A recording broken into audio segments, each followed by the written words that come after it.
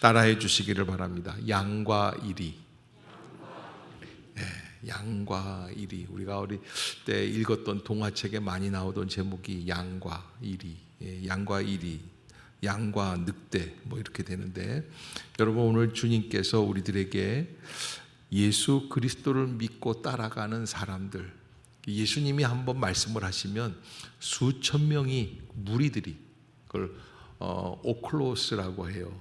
헬라어로 오클로스 그러는데 그 무리들이 따라가게 됩니다.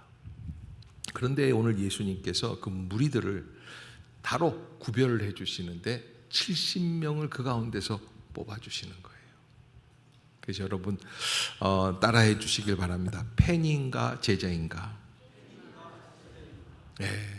옆에 사람들 쳐다보시고, 당신은 팬입니까 제자입니까?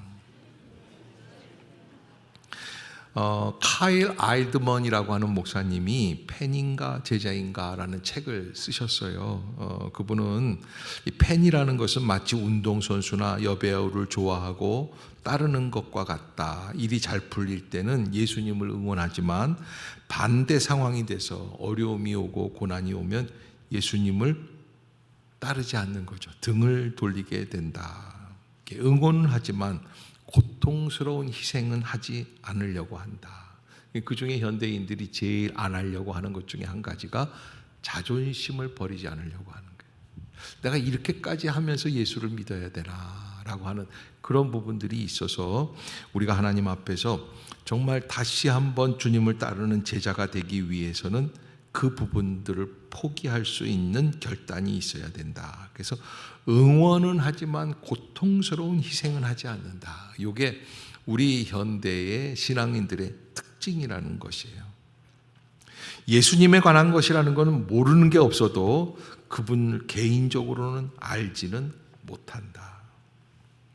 온갖 혜택을 바라며 예수님 주위로 몰려드는 팬들은 많지만 정작 자신을 희생할 만큼 그분과 가깝지는 않다. 이것이 이제 팬과 제자의 차이점이라고 할 수 있습니다. 예수님이 하루는 제자들을 따로 불러 주십니다. 그래서 70명을 세워 주십니다. 따로 불렀다라고 하는 이 따로 불렀다라는 말씀은 구별하셨다. 이 구별한다라는 말씀 중에는 거룩하게 살라는 말씀이에요. 여러분 세상 안에 우리가 다 살고 있습니다. 행신동이라든지 응암동이라든지 이 고양시 안에서 우리가 다 살고 있는데, 그러나 우리는 세상 사람들 중에서 선택해서 따로 불러주신 사람들. 아멘. 아멘. 여러분 꼭 잊지 마세요. 자, 따라해 봅시다. 나는 따로 불러주신 사람입니다. 아멘. 여러분 하나님께서 많은 사람들 가운데 그 중에 구별해서 따로 불러주신 사람들이 있어요. 오늘 일부 예배를 시작을 했어요. 7시 예배가 시작이 되는데, 저도 지금 말이죠, 좀 1시간 일찍 교회에 나왔다고 머리가 휑휑 돌고 있어요. 두 개로 하나가 두 개로 보이고 그러기도 하는데, 여러분 많은 분들이 일부 예배 때 함께 해주시는데 너무 감사했어요. 그리고 어떤 분들은 이렇게 정말 이 예배는 저를 위한 예배입니다, 눈물을 글썽이면서 제게 말씀해 주시고 가시는 분들도 계셨어요. 너무 감사하다 생각했습니다. 7시에 오려면 집에서 6시에는 나와야 되고 6시에 나오려면 5시에는 일어나야 될 텐데, 그런 희생을 감수하고 주님을 예배하기 원해서 온다는 것, 이게 너무 놀라운 일이고 복된 일이다 생각이 들었습니다. 예수님이 우리를 따로 불러주십니다. 거룩한 삶을 살아가라고 부탁하시는 삶입니다. 우리가 하나님 앞에서 부름을 받은 따로 거룩하게 세워지는 이유는 바로 우리는 하나님 앞에서 하나님을 섬기며 나아가는 복된 심령이 돼야 되기 때문이다. 제가 부산에 있을 때 어느 집사님 얘기 가끔 했죠. 성가대에 그렇게 예쁜 집사님이 없어요.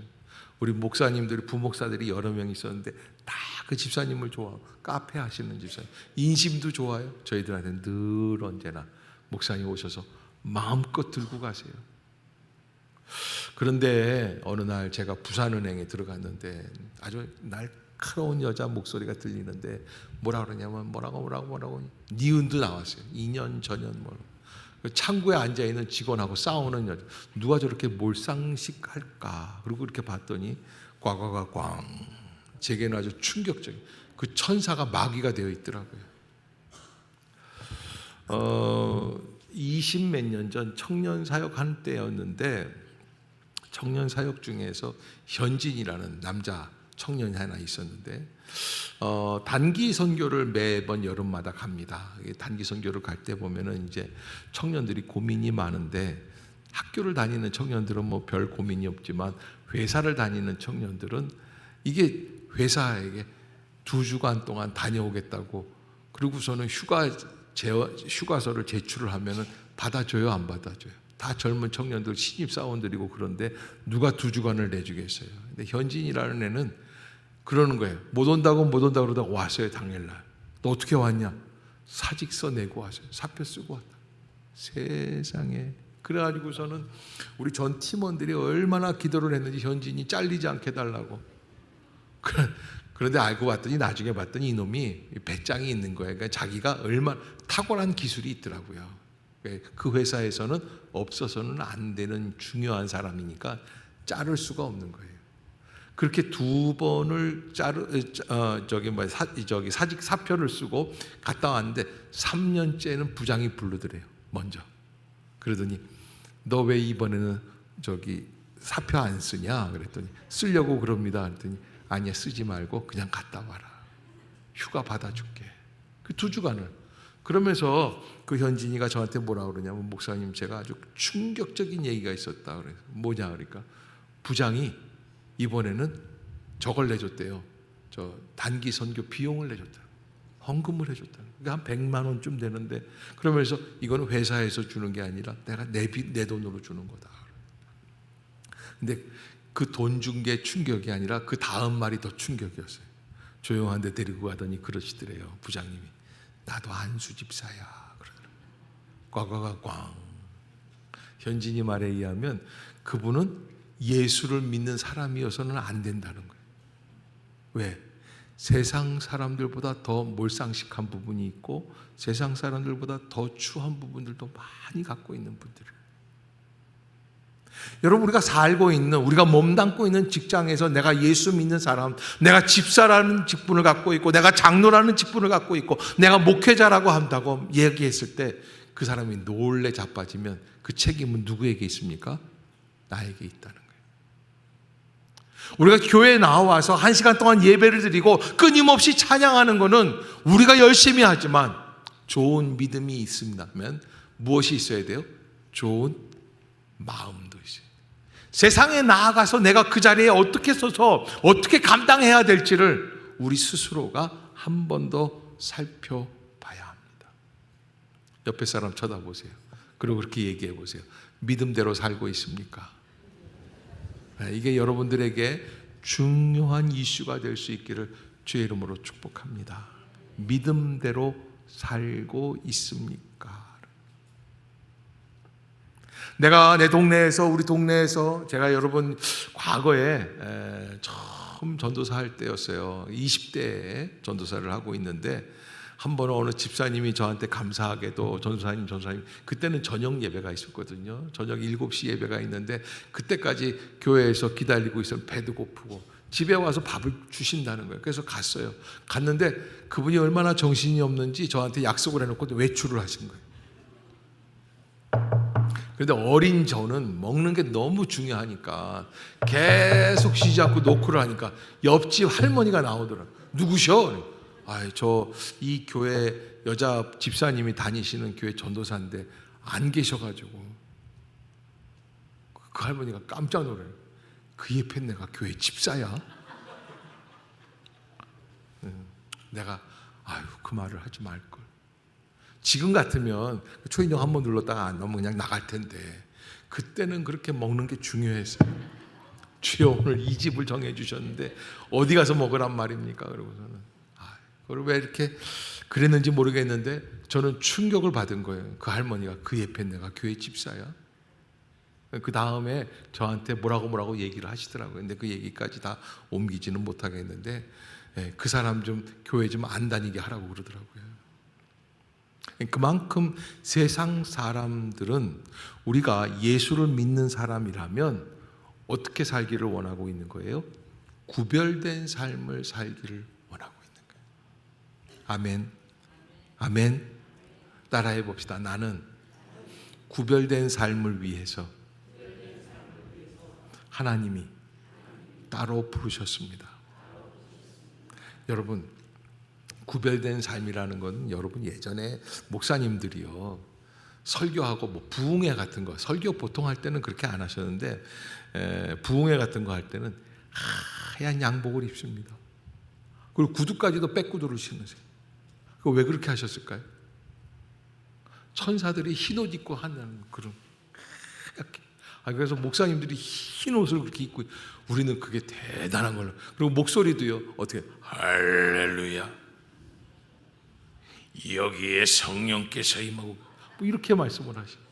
그런 거 보면 우리는 굉장히 저분은 너무나 은혜가 있어서 기도를 저렇게 해서 목소리가 팍 가셨구나.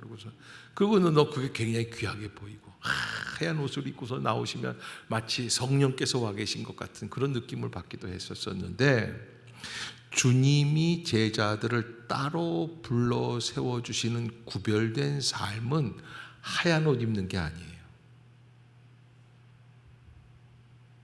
하얀 옷 입고 그리고 새까맣게 살면 하얀 옷 입은 게 무슨 소용이 있겠어요? 하나님 앞에서 나는 세상 가운데 어떠한 사람으로 살아가느냐. 저는 여러분들에게 그렇게 하얀 옷 입고 그리고 저는 교회 나와서 거룩하게 성경책 옆에 끼고 그리고 나오라고 부탁드리는 게 아니에요. 제발 집에 있는 사람들부터 뭐 하자? 사랑하자. 아멘.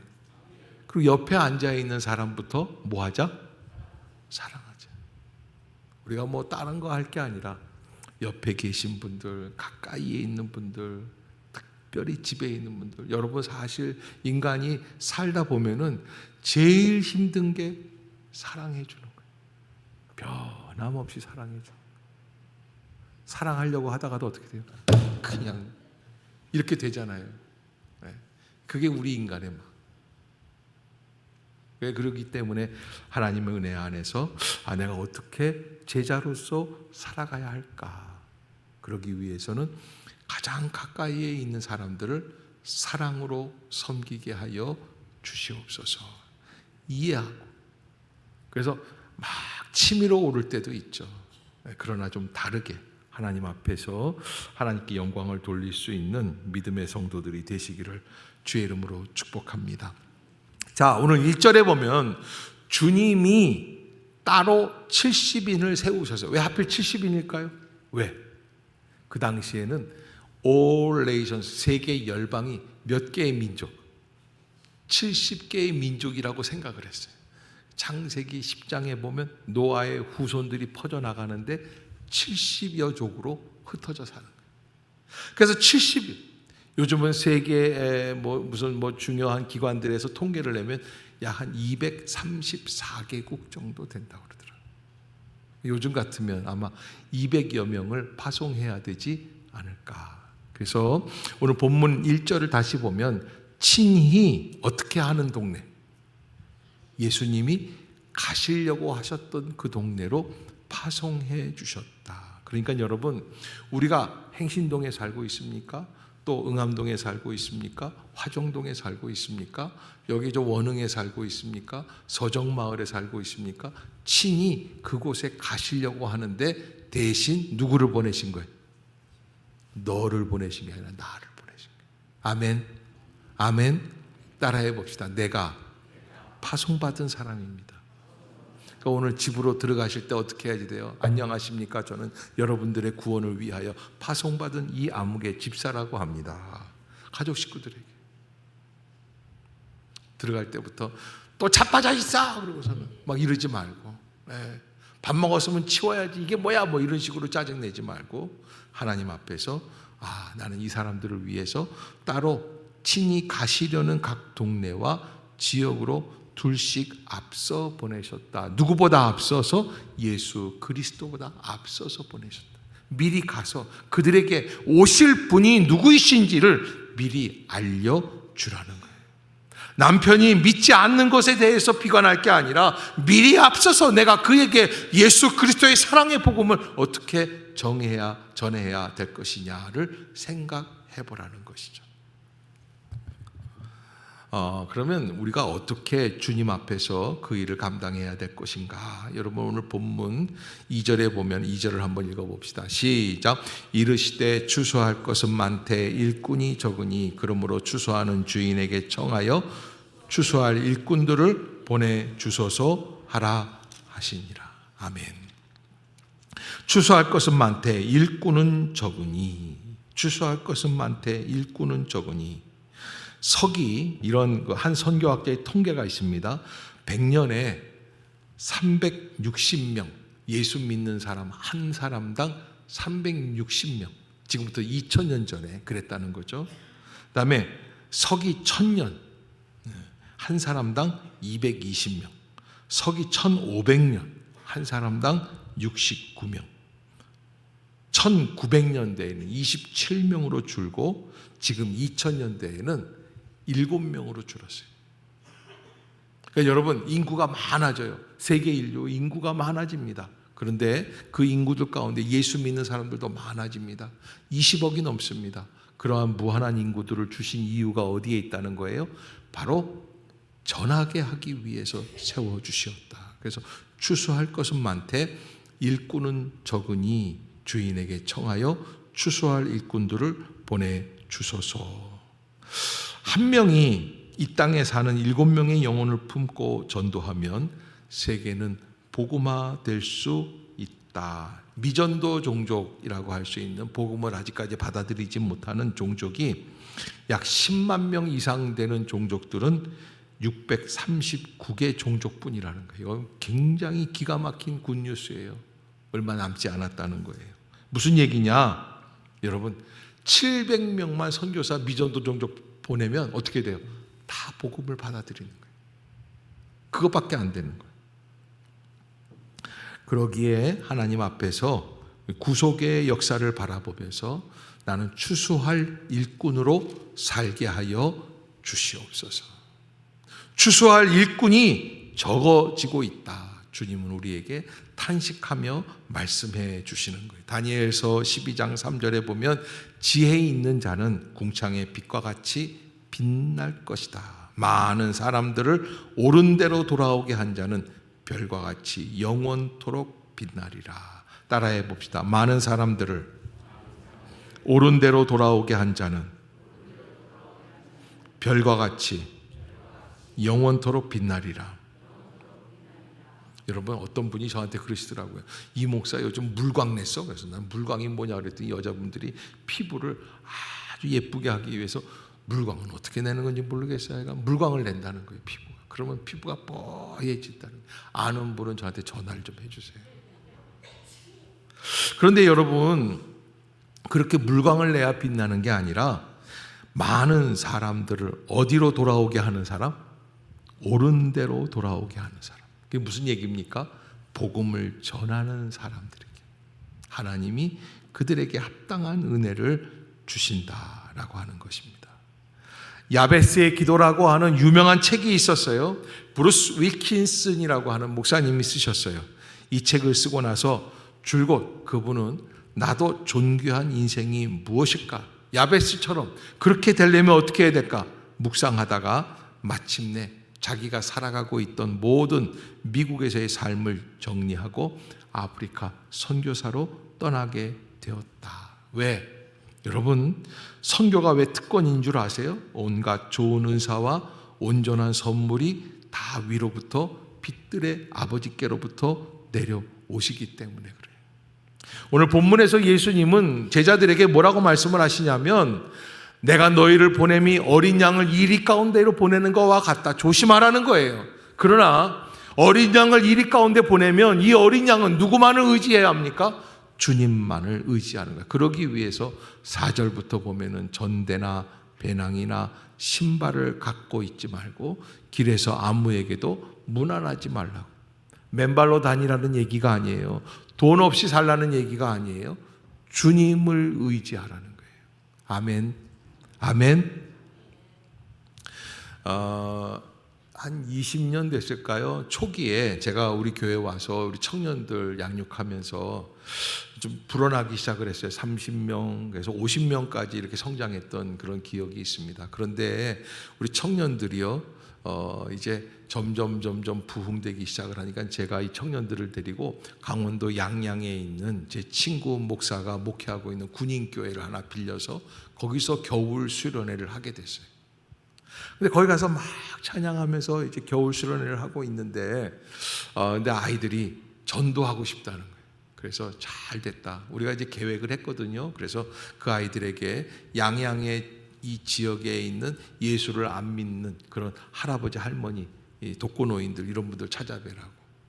그리고서는 이제 마당을 쓸어드리기 위해서 빗자루를 하나씩 구해서 주고, 그리고 휴지를 줍기 위해서 집게를 하나씩 주고, 그리고서는 장갑 끼고, 그리고 다 나가는데, 그때 이제 황호성 집사라고 하는 집사에게 청년 집사인데 그 친구가 이제 회장이었는데 저한테 오더니 뭐라 그러냐면, 목사님 이게 지금 문제가 하나 있습니다. 그래서 무슨 문제가 있냐 그랬더니 뭐라 그러냐면, 점심값을 갖고 나가야 될까요 말까요? 그거 저도 문제가 되더라고요. 점심값을 할머니, 모르는 사람들 집으로 다 가서 복음을 전해야 되는데 점심값을 갖고 가는 게 맞아요?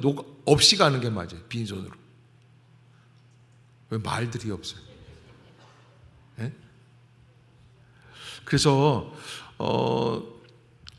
이제 고민을 하다가 이렇게 얘기를 했어요. 야, 얘들아, 우리가 이게 예수 그리스도의 이름으로 가서 그분들에게 인사를 드리고 복음을 전하는 일인데, 주님께서는 우리에게 전대나 배낭이나 신발을 갖지 말라고 말씀해 주시는 이 말씀은 주님만 의지하고 가보라고 그러셨으니까 우리도 한번 도전해 보자. 그래서 이분들이 그렇게 갔어요. 이 청년들이 한 5시쯤 들어오기로 했거든요. 5시 되니까 이제 슬금슬금 들어오더라고요. 둘씩 파송을 해서 보냈는데 얘네들이 얼굴이 환하게, 만약에 피죽도 못 얻어 먹었으면 그냥 얼굴이 새까맣게 죽었을 텐데 잘 먹고 오는 거예요. 가서 할머니, 할아버지들께 저희는 서울에서 예수 그리스도의 복음을 전하기 위해서 온 청년들입니다 인사를 하고, 그 마당을, 집 마당을 싹 쓸어드리고 휴지를 주변에 싹 골목에 싹 줍고, 그리고는 들어가서 할머니, 할아버지 어깨를 주물러 드리는 거예요. 주물러 드리면서 할머니, 할아버지를 어떻게 하냐면 위로하고 격려하고, 그 다음에는 복음을 말씀드리는 거예요. 예수님께서는 당신을 사랑하십니다. 당신을 위해서 십자가에 죽으셨습니다. 이분을 믿기만 하면 당신은 구원에 이르십니다. 할머니, 천국 가는 게 좋아요? 지옥 가는 게 좋아요? 아이, 천국이지. 지금 너희가 나를 안마하는데 이게 다 천국이다. 참. 그러면 저희랑 기도해요. 같이 기도하고. 이랬더니 할머니, 할아버지들이 그냥 일어나셔가지고서는 잠깐만 기다려라 그랬더니 밥상을 그냥 말도 안 했는데 그냥 별의별 나물들이 다 있어요. 그래 잘 먹고, 그러면 빈손으로 오는 게 아니에요. 올 때 까만 봉다리에다 다 뭐 감자, 고구마, 그날 옥수수까지 그냥 집안에 쟁여놨던 거 겨울인데 다 갖고 와가지고 큰 파티를 했어요. 여러분, 돈 없이 살 수 없는 세상인데 주님은 돈 없이 살라는 말씀이 아니에요. 오늘 이 말씀 속에는 우리가 인생을 살아가면서 주님의 구원의 역사를 위해서 살아가는데 얼마나 주님을 의지하고 살아가고 있습니까? 근데 얘네들이요, 돈 없이 나가라고 그러니까요, 눈들이 그냥 빛나고요. 기도를 하게 될까요, 안 하게 될까요? 주여, 이 집에서 못 얻어먹으면 오늘 굶습니다. 얼마나 간절히 기도하는지 믿음이 저절로. 그러니까 애들이 너무 놀라운 거예요. 저희는 의례껏 훈련이 됐으니까 그런 일이 있으면 할머니, 할아버지들이 그냥 보내시지 않고 다 먹여서 보내니다. 알고는 있지만 얘네들은 너무 신기한 거예요. 아니, 어떻게 점심값도 안 갖고 갔는데 이렇게 다 얻어먹고 오고 손에 바리바리 싸갖고 올 수 있느냐.